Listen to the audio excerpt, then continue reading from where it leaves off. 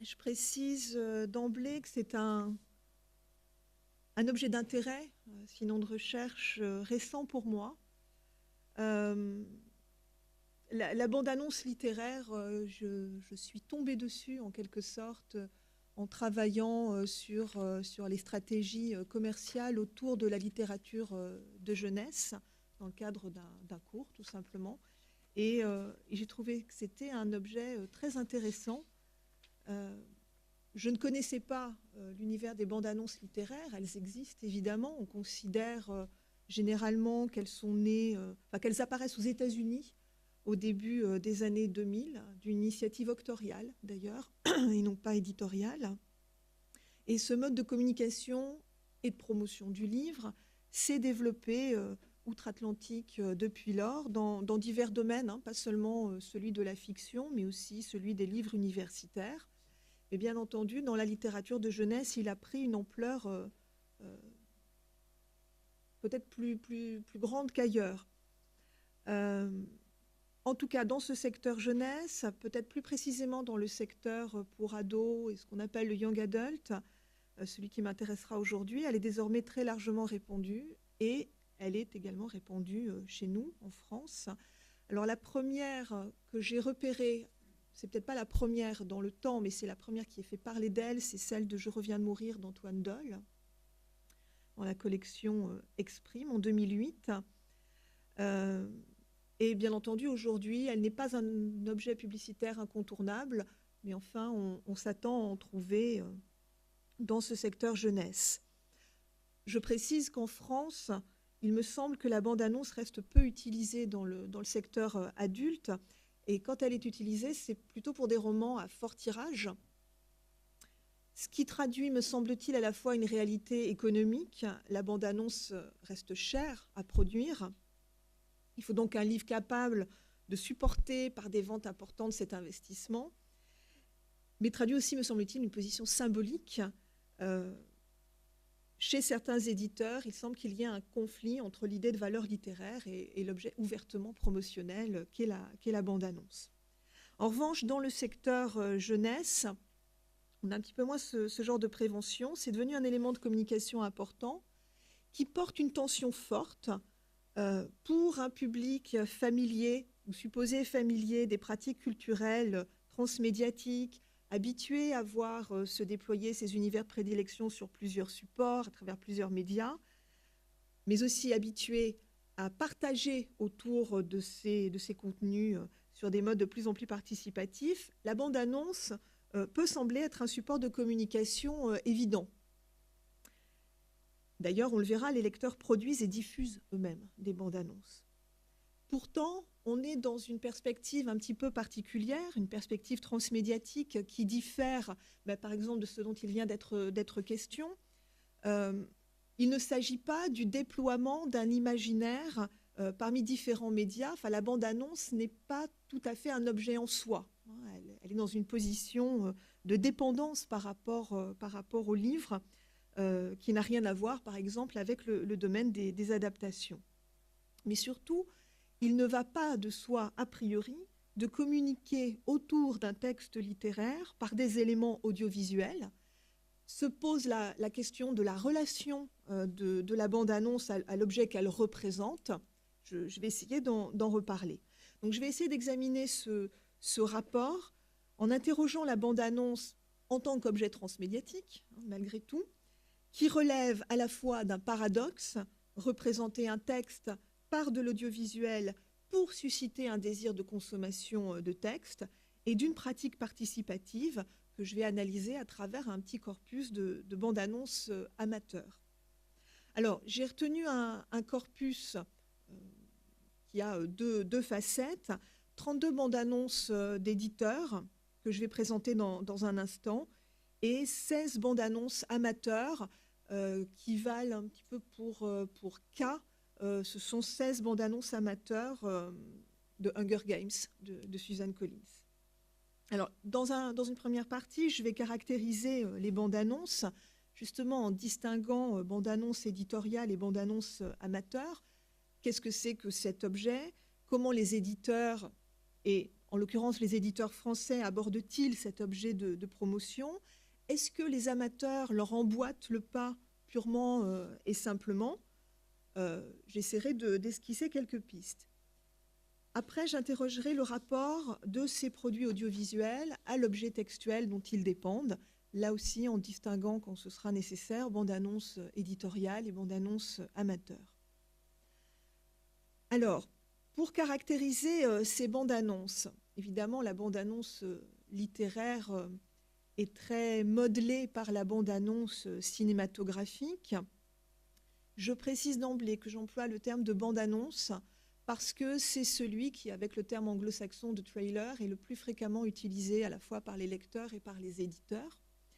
Mais je l'entends au sens que Sylvie Perrineau, par exemple, donne au terme de film-annonce, c'est-à-dire une production audio. Alors elle parle du cinéma, je précise. C'est-à-dire une production audiovisuelle non autonome, engagée dans un rapport étroit et indissoluble au film, donc pour nous un roman, qu'il présente et représente. C'est une forme programmatique, transitoire, normalement, partiellement indépendante, même s'il est dans un rapport de non-autonomie, indépendante de son objet. C'est un discours d'escorte qui fait des propositions et des promesses dans le but de susciter un désir de consommation. Alors, pour Sylvie Perrineau, du coup, le terme de film-annonce englobe tous les formats, de bande-annonce à teaser, en passant par spot, etc. Donc, quand je dirais bande-annonce, voilà, ce sera au sens de film-annonce chez elle.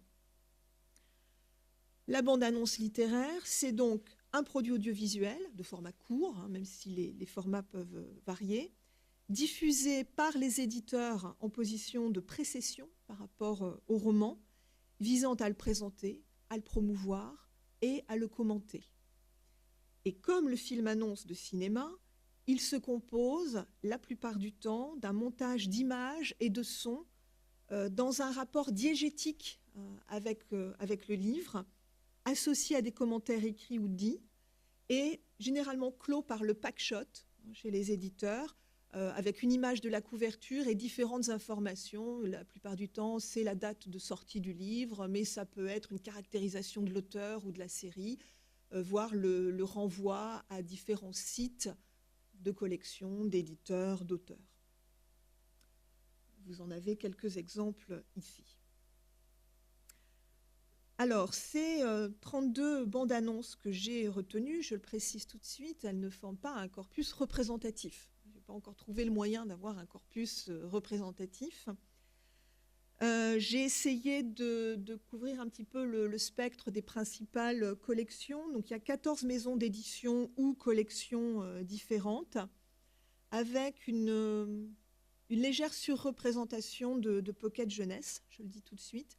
Mais cette collection semble être très friande de l'objet bande-annonce, donc c'est pour ça qu'il y en a beaucoup dans mon corpus. Je couvre la période qui va de 2008 à 2014, et il y a donc 78% de romans traduits de l'anglais, avec une très très forte dominante anglais des États-Unis, et donc 22% de romans français. Alors j'ai essayé aussi de couvrir les genres très représentés dans le secteur jeunesse. J'avoue ne pas y être parvenue tout à fait. Je m'en suis rendu compte un peu tard. Par exemple, vous voyez, la Beatlist n'y est pas. C'est complètement incongru, mais elle n'y est pas. Et puis, il y a une surreprésentation de la dystopie, évidemment, qui est un genre très représenté dans le secteur ces dernières années. Alors évidemment, les romans, je les ai parfois rattachés à plusieurs genres. Je pense par exemple à La Sélection de Kirakas, qui est une dystopie, mais qui est aussi perçue par les lecteurs, en tout cas les lectrices, comme de la romance, et que du coup j'ai rattaché à ces deux genres. Même chose pour La Malédiction du tigre de Colin Hook, qui relève de plusieurs tendances génériques et qui hybride différents genres. Sur les modes de diffusion, majoritairement, ces bandes-annonces éditoriales sont diffusées sur le site de l'éditeur et ou de la collection, mais aussi sur des plateformes de partage de vidéos, essentiellement YouTube, mais ça peut être Dailymotion, J'ai retenu dans ce cas la source éditoriale, c'est-à-dire la chaîne, hein, le canal de YouTube pour l'éditeur. Il peut y avoir dans certains cas des sites dédiés à une série ou à une œuvre, et puis il y a les sites d'auteurs aussi qui sont ici représentés. En France, ce sont les canaux principaux de diffusion. J'ai repéré un ou deux cas où il y a eu une diffusion en salle de cinéma, par exemple, mais c'est vraiment très, très minoritaire. La plupart du temps, la bande-annonce est d'une durée approximative de 1 minute. Donc, je vous ai mis les durées, je ne sais pas si vous arrivez à voir, c'est le tableau en bas. Disons qu'entre 1 minute et 1 minute 30, voilà, c'est la majorité des bandes-annonces. Alors, ce qui m'intéressait aussi, c'était de savoir, puisqu'on a 78% de romans traduits de l'anglais, comment les éditeurs français se situaient par rapport aux éventuelles bandes-annonces originales hein, de l'éditeur anglo-saxon. Dans ce cas-là, évidemment, majoritairement, ils reprennent la bande-annonce d'origine, dans 60% des cas. Je précise que dans quelques cas, je ne sais pas. C'est-à-dire, je n'ai pas réussi à retrouver la bande-annonce originale. Donc, voilà, il y a une part d'incertitude. Quand ils la reprennent, il arrive qu'ils la reprennent telle qu'elle, c'est-à-dire en VO brut, avec le packshot de l'éditeur original, hein, ce qui est assez curieux, parce qu'ils mettent ça en ligne sur leur site. La plupart du temps, toutefois, ils ont recours à la VO sous-titrée. Et dans quelques cas, ils proposent ce que je vais appeler un doublage. Il y a un doublage des voix et puis des insertions de texte en français hein, qui se substituent aux panneaux en texte anglais. Ce qui est intéressant dans ce dernier cas, c'est que ça se fait parfois au prix d'adaptation, par exemple de changements de dispositifs énonciatifs, voire de changements de texte. Je pense par exemple à Duel d'Elsie Chapman, une dystopie. La bande-annonce de l'éditeur américain fait intervenir en voix off la jeune narratrice. Pour une raison que je ne connais pas encore, l'éditeur français a choisi de mettre en voix off une sorte de narrateur hétérodiégétique avec quelques changements de texte. Bon. Pour l'instant, je ne vois pas très bien ce que ça change, mais c'est intéressant. J'ai regardé ce qu'il en était des bandes-annonces originales, c'est-à-dire que l'éditeur français produit lui-même, alors même qu'il existe une bande-annonce anglo-saxonne. Très souvent, ce sont des bandes-annonces un peu statiques. Ça peut être aussi des remontages et des redécoupages de la bande-annonce originale. Donc, on remixe. Là aussi, pour des raisons que je ne connais pas encore, il faut que j'interroge les éditeurs à ce sujet, parce qu'on a parfois des coupes de durée, mais parfois non. Donc, c'est une logique qui m'échappe encore, mais qui doit correspondre à des objectifs précis en termes de ciblage, de lectorat, etc. Pour ce qui est des choix techniques, j'ai regardé si on était si proche que ça de la bande-annonce cinématographique, hein, qui est un petit peu le modèle qui semble s'imposer. Et j'ai distingué 5 cas de figure, 5 types de bande-annonce. Ce que j'ai appelé le film de cinéma, c'est-à-dire que la bande-annonce, dans ce cas-là, utilise des images filmées mobiles, parfois en mettant en scène des scènes narratives, pardon pour la répétition, des acteurs qui dialoguent ou des choses un petit peu plus statiques, en tout cas moins incarnées. Deuxième cas de figure, l'animation mobile. On peut être proche du film d'animation, mais parfois on tend quand même vers l'illustration fixe mise en dynamisme, hein, qui donne presque l'illusion de l'animation, mais qui n'en est pas tout à fait. Et puis, un autre cas qui se subdivise en trois sous-cas, le diaporama. J'ai appelé le diaporama. Un diaporama qui est composé d'illustrations, alors pour le coup complètement fixes, avec quelques effets entre les illustrations, mais rien de très dynamique. Un diaporama composé de photographies et le diaporama mixte, hein, qui mélange illustration et photographie. Sans surprise, l'esthétique cinématographique domine. Peut-être parce que dans le corpus que j'ai sélectionné, on s'adresse aux adolescents, et je dirais même aux adolescents, hein, avec cette espèce de frontière un peu floue vers le lectorat adulte. Les cas que j'ai repérés où l'on a de l'animation sont plutôt pour des œuvres qui s'adressent à de jeunes adolescents. Je pense par exemple à Ava préfère les fantômes de Maïté Bernard, ou justement à La malédiction du tigre, qui s'adresse à un lectorat un peu plus jeune, par exemple, que Hunger Games. C'était toutefois une surprise pour moi. Je m'attendais à ce que, chez les éditeurs français, le domaine de l'animation soit plus présent. Alors, cette dominante cinématographique peut sembler un choix logique, puisque, encore une fois, on voit sans arrêt des bandes annonces pour des films et aussi pour des séries télé. Mais évidemment, ça pose question.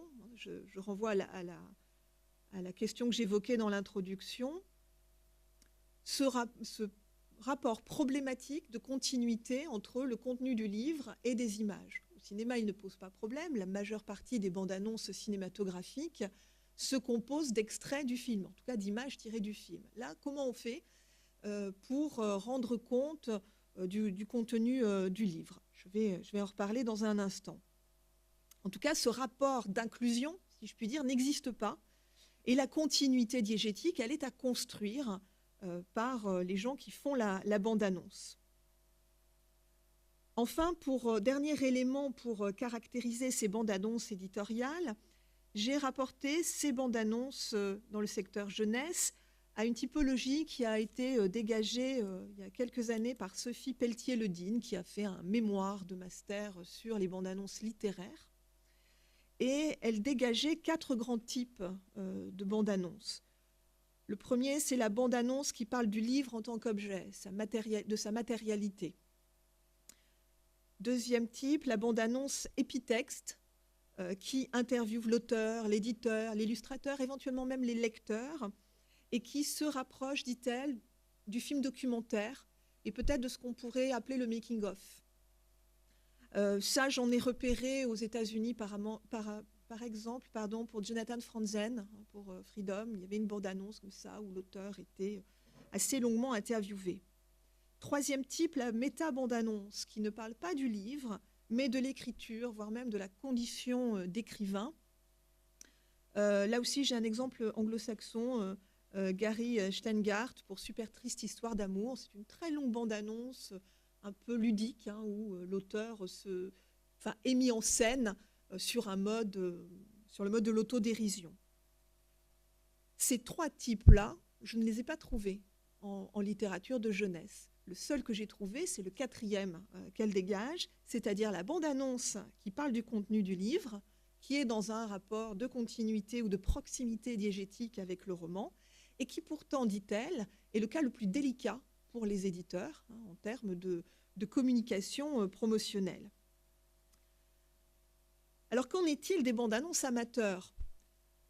Je le dis tout de suite, elles aussi ne correspondent qu'à ce type-là de contenu, d'évocation du contenu du livre.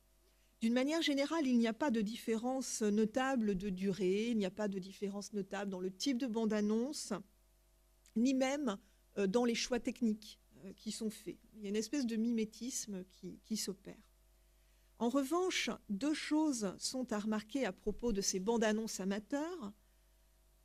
Elles voient l'esthétique du film dominée, même lorsqu'elles n'ont recours qu'à des diaporamas, qui sont souvent des diaporamas mixtes.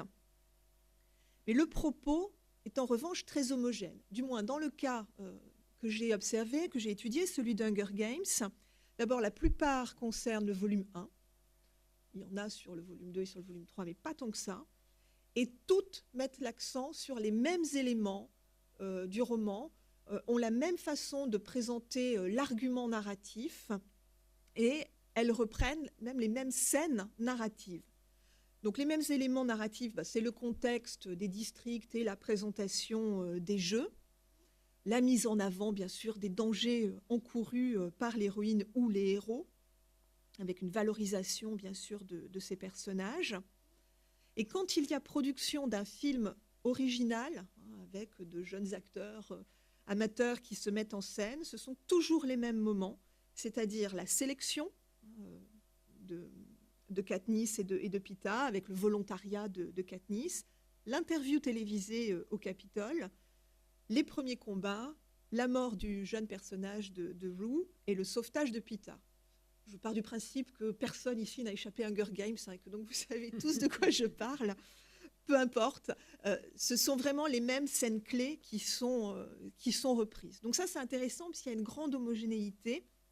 Je reviendrai sur les sources des images. Deuxième chose à remarquer, une variation dans ce que je vais qualifier, faute de mieux, des usages. Naïvement, et le titre initial de la communication que j'avais proposé en faisait état, je pensais naïvement que ces bandes annonces amateurs étaient le fait des fans, justement, hein, et que l'on avait là une espèce de mode participatif de lecteurs enthousiastes. Sur les bandes annonces que j'ai repérées, en fait, ça concerne 4 bandes annonces, c'est-à-dire 25% de mon minuscule échantillon. Bon, sachant que pour certaines, l'usage n'est pas spécifié et que je ne repère pas l'usage possible dans la bande-annonce elle-même. Mais en réalité, la plupart sont le résultat d'un usage que je vais qualifier d'éducatif et promotionnel de la bande-annonce, mais pas promotionnel comme ça peut l'être pour un éditeur, mais dans un cadre scolaire ou universitaire, secondaire, supérieur, ou dans le cadre de groupes de lecture qui dépendent de bibliothèques publiques.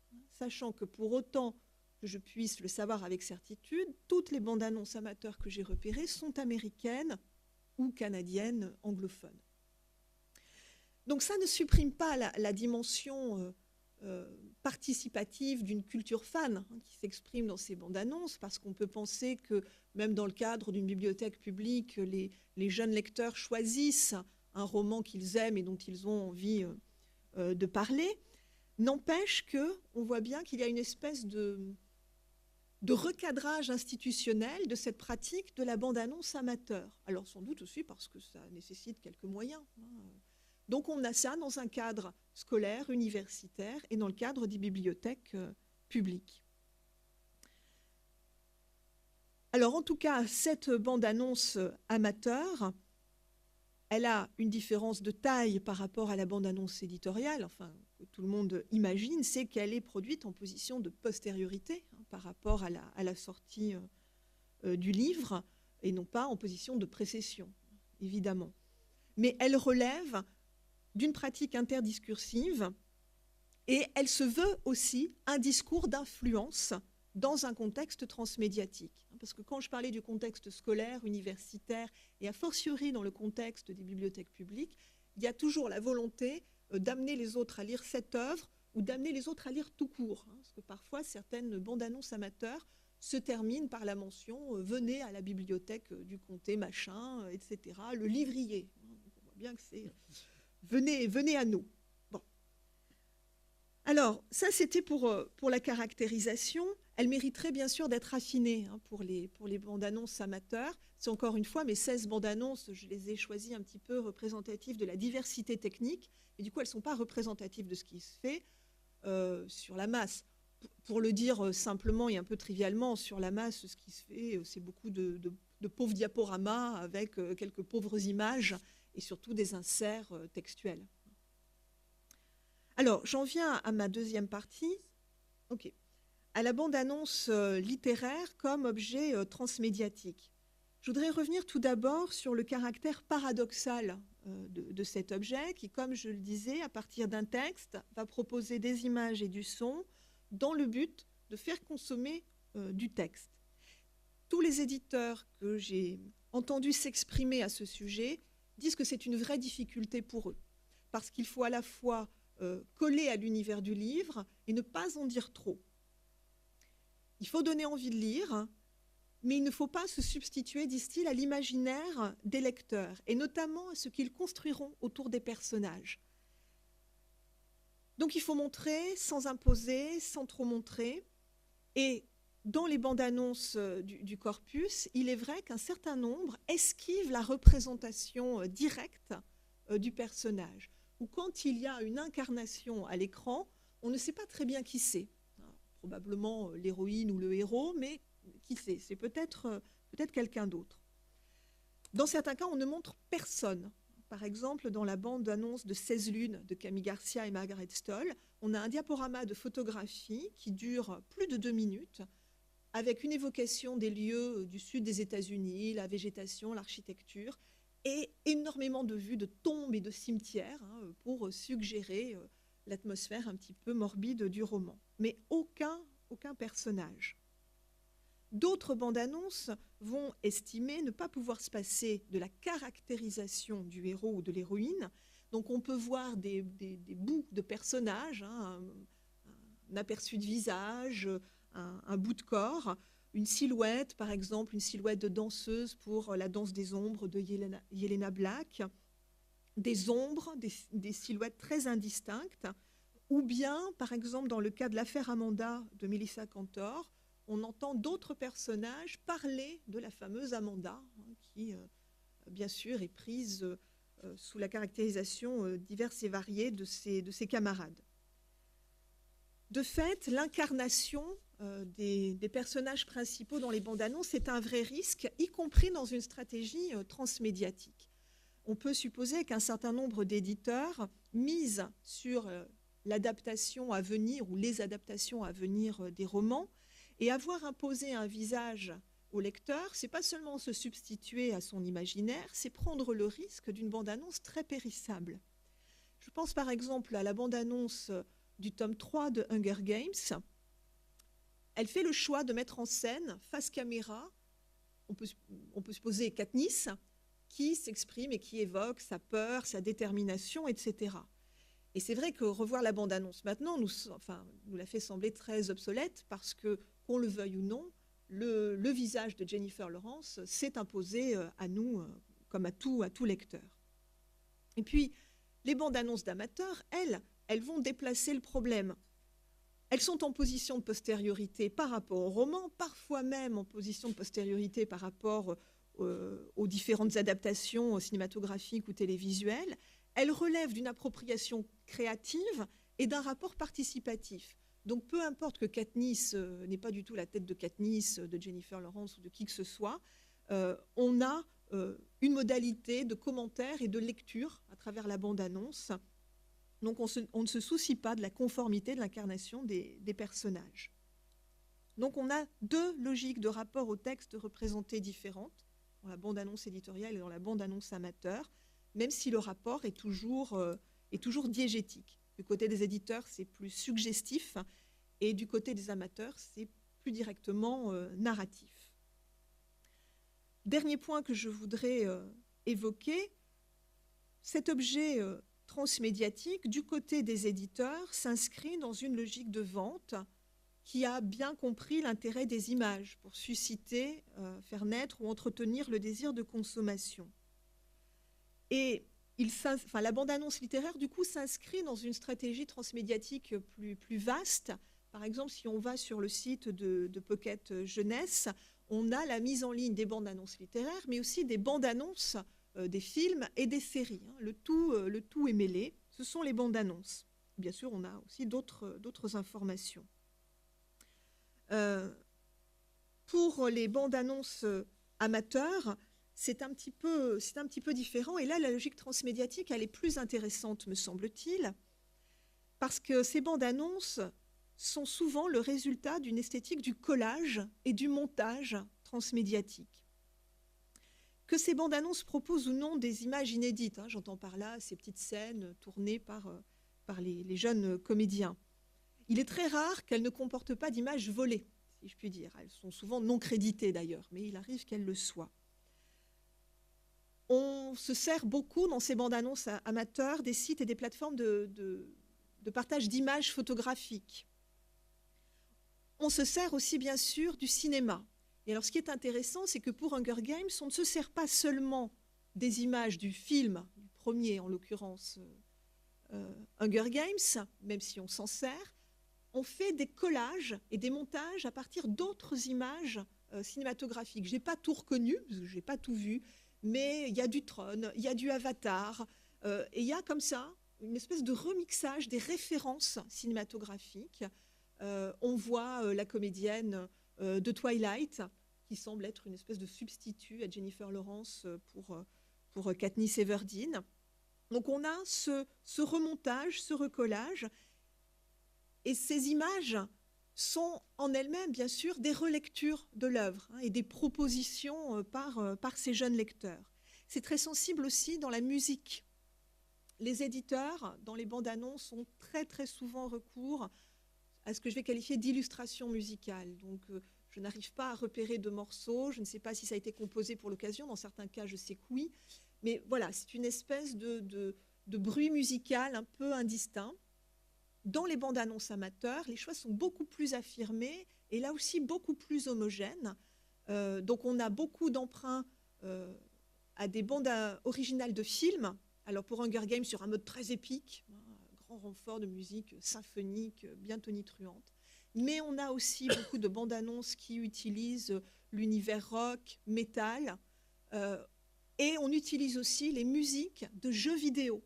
J'en ai repéré plusieurs. Donc là aussi, dans les choix musicaux, on a du remixage et on recolle différents médias.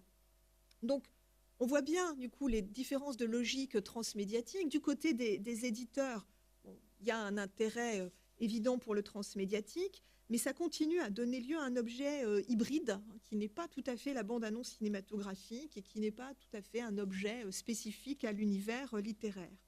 Du côté des lecteurs, en revanche, c'est un objet complètement transmédiatique, vous voyez, à tel point que certaines bandes annonces, je précise bien, de livres, se présentent avec cet avertissement liminaire emprunté au cinéma. Donc, vous voyez aussi les influences variées des lecteurs.